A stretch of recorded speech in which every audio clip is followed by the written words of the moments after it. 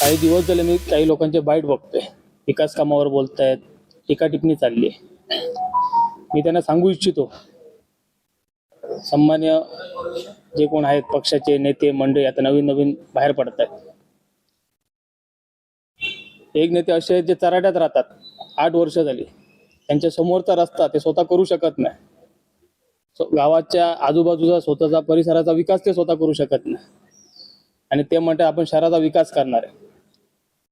काही लोक म्हणतात आमची सत्ता आली हो की आमदारांना कळेल विकास काय असतो. सन्मान्य दीपक भाईंमुळे सावंतवाडी शहरात विकास होतोय, त्याच्या पुढे होणार.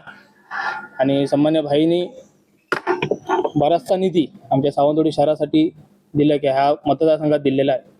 त्याच्यामुळे टीका टिप्पणी करायच्या अगोदर ह्यावेळा विचार करावा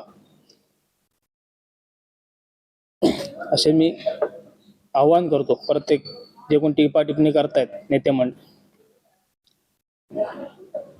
काही लोक